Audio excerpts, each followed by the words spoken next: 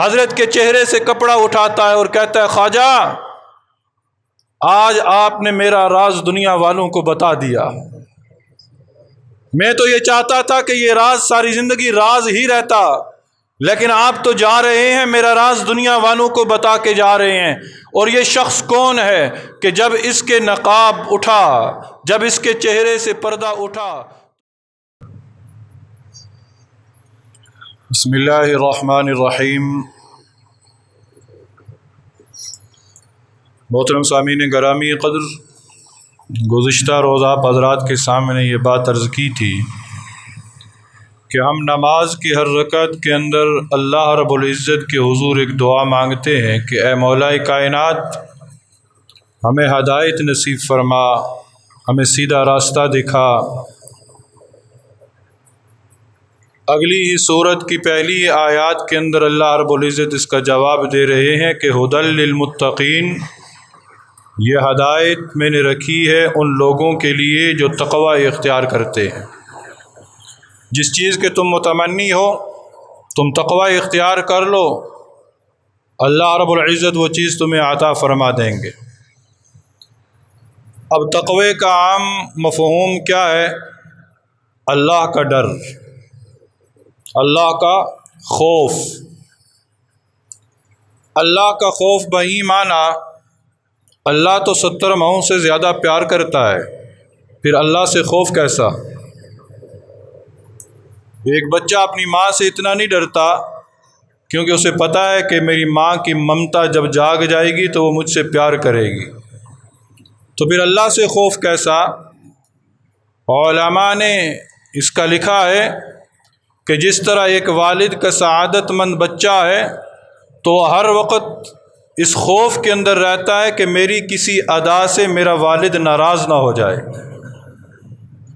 میری کسی عادت سے میرے والد کو ناگوار پن محسوس نہ ہو، میری کسی غلطی سے میرے والد کی طبیعت میں انقباض پیدا نہ ہو جائے۔ بالکل اسی طرح بندہ بھی ڈرتا ہے کہ میرے کسی عمل سے اللہ ناراض نہ ہو جائیں، میرے کسی عمل سے اللہ ناراض نہ ہو جائیں۔ اور تقوی کا دوسرا معنی ہے بچنا۔ بچنا، امیر المومنین حضرت عمر فاروق رضی اللہ تعالی عنہ کا دور خلافت ہے، مجلس شورا کا اجلاس ہے، اور اسی مجلس کے اندر جلیل القدر صحابی حضرت ابی بن کعب بھی تشریف فرما ہیں، اور وہ ابی بن کعب کہ جن کے بارے میں نبی صلی اللہ علیہ وسلم نے فرمایا کہ میری امت کے اندر قرآن کا سب سے زیادہ علم جس کے پاس ہے وہ ابی بن کعب ہے۔ حضرت عمر فاروق رضی اللہ تعالی عنہ کے سامنے ایک مسئلہ پیش ہوا کہ تقوی کسے کہتے ہیں۔ ہر ایک نے اپنی رائے پیش کی۔ حضرت ابی بن کعب سے پوچھا تو ابی بن کعب نے جواب دیا، اے امیر المومنین، جب کسی ایسے راستے سے گزر ہو جو ویران ہو، جنگل والا ہو، خاردار جھاڑیوں والا ہو، تو اس راستے پر سے گزرنے والا مسافر جو ہے وہ کس طرح گزرے گا؟ وہ اپنے دامن کو بچا بچا کر گزرے گا۔ جی ہاں، تقوی اسی کا نام ہے۔ یہ دنیا گزرگاہ ہے، ہم سارے کے سارے مسافر ہیں، ہم سفر کر رہے ہیں۔ ہم نے اس سفر کو کس طرح پورا کرنا ہے؟ چاروں طرف گناہوں کے اسباب ہیں، خاردار جھاڑیاں ہیں، ان خاردار جھاڑیوں سے، ان گناہوں کے اسباب سے ہم نے اپنے آپ کو بچانا ہے۔ جس نے اپنے آپ کو گناہوں کے اسباب سے بچا لیا اللہ اسے ہدایت دے دیں گے، اللہ اسے ہدایت دے دیں گے۔ اور آج اس معاشرے کے اندر جب ایک شخص کو کہا جائے کہ تم گناہوں سے اپنے آپ کو بچاؤ تو اس کا جواب کیا ہوتا ہے؟ جی موجودہ معاشرے کے اندر گناہوں سے بچنا بڑا مشکل ہے، گناہوں سے بچنا بڑا مشکل ہے۔ کون کہہ رہا ہے؟ وہ کہہ رہا ہے جو گزرگاہ پر سے گزر رہا ہے، وہ کہہ رہا ہے کہ گناہوں سے بچنا مشکل ہے۔ اس زمین و آسمان نے وہ نظارہ بھی دیکھا ہے، اس زمین و آسمان نے وہ نظارہ دیکھا کہ جب کھلے میدان کے اندر خواجہ قطب الدین بختیار کاکی رحمہ اللہ کا جنازہ رکھا تھا۔ کون خواجہ قطب الدین بختیار کاکی رحمہ اللہ؟ ولیوں کے امام، ہزاروں نہیں لاکھوں لوگ ان کی نماز جنازہ میں شریک، بڑے بڑے علماء، محدث، مفسر، حفاظ، قراء، فقیہ، مجاہد، بڑے بڑے لوگ ان کے نماز جنازہ میں شریک، صفیں بند گئیں۔ ایک شخص جنازے کی چارپائی کے پاس آتا ہے اور آ کر کہتا ہے کہ میں پہلے وصیت پڑھوں گا۔ خواجہ قطب الدین بختیار کاکی رحمہ اللہ کی وصیت کیا تھی کہ میری نماز جنازہ وہ شخص پڑھائے کہ جس کے اندر 4 شرائط ہوں۔ آج جو کہتے ہیں نا کہ ہم گناہوں سے بچنا مشکل ہے، وہ سنیں، 4 شرائط خواجہ قطب الدین بختیار کاکی رحمہ اللہ نے لکھی وصیت کے اندر، میری نماز جنازہ وہ پڑھائے کہ جس کی تکبیر اولیٰ کبھی فوت نہ ہوئی ہو، جس کی تکبیر اولیٰ کبھی فوت نہ ہوئی ہو، پہلی شرط۔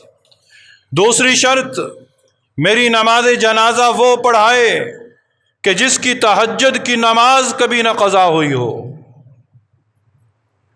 تیسری شرط، میری نماز جنازہ وہ پڑھائے کہ جس کے عصر کی سنتیں کبھی نہ چھوٹی ہوں، جس کی عصر کی سنتیں کبھی نہ چھوٹی ہوں۔ اور میری نماز جنازہ وہ پڑھائے کہ جس نے ساری زندگی شہوت کی نگاہ سے کسی غیر محرم کو نہ دیکھا ہو، بری نگاہ سے کسی غیر محرم کو نہ دیکھا ہو۔ جب 4 شرائط پڑھی گئیں، ہر طرف خاموشی چھا گئی، ہر طرف خاموشی۔ کون ہے جو ان شرائط پر پورا اترتا ہے؟ جب کافی دیر خاموشی چھائی رہی، ایک شخص کھڑا ہوا، منہ پر نقاب ہے، خواجہ قطب الدین بختیار کاکی رحمہ اللہ کی نماز جنازہ، جو ان کے جنازے کی جو چارپائی ہے اس کے قریب آتا ہے، حضرت کے چہرے سے کپڑا اٹھاتا ہے اور کہتا ہے، خواجہ آج آپ نے میرا راز دنیا والوں کو بتا دیا۔ میں تو یہ چاہتا تھا کہ یہ راز ساری زندگی راز ہی رہتا، لیکن آپ تو جا رہے ہیں، میرا راز دنیا والوں کو بتا کے جا رہے ہیں۔ اور یہ شخص کون ہے کہ جب اس کے نقاب اٹھا، جب اس کے چہرے سے پردہ اٹھا تو یہ وقت کا بادشاہ التمش تھا، وقت کا بادشاہ تھا۔ ایک بادشاہ جو شاہانہ زندگی گزارتا ہے، ایک بادشاہ جو آسائش کے اندر زندگی گزارتا ہے، ہر طرح کی سہولیات اسے نصیب ہوتی ہیں، ہر طرح کی آسانیاں اسے میسر ہوتی ہیں، اس کے باوجود اس نے اپنے آپ کو گناہوں سے بچا رکھا تھا۔ تو ہم کیوں نہیں پھر اپنے آپ کو گناہوں سے بچا سکتے؟ انسان کوشش کرے، اللہ رب العزت انسان کی کوشش کو ضائع نہیں کرتا۔ در حقیقت ہم کوشش کرتے ہی نہیں ہیں، ہم بس جملہ کہہ دیا بھائی گناہوں سے نہیں بچ سکتے، بچ کے دیکھو تو صحیح، تم رب کی طرف چل کر دیکھو تو صحیح، رب تمہیں اپنی باہوں میں نہ لے لے تو پھر کہنا، رب تمہاری طرف بڑھ کر نہ آئے تو پھر کہنا۔ یہی روزے کا تقاضا ہے میرے دوست، یہی روزے کا پیغام ہے۔ اگر روزے کے پیغام کو نہ سمجھا اور روزے کے پیغام کو سامنے رکھ کر ہم نے روزہ نہ رکھا تو پھر اس روزہ رکھنے کا کوئی فائدہ نہیں، یہ سوائے بھوک اور پیاس کے کچھ نہ دے گا۔ تو اللہ تعالی ہم سب کو ان باتوں پر صدق دل کے ساتھ عمل کرنے کی توفیق نصیب فرما دے، آمین۔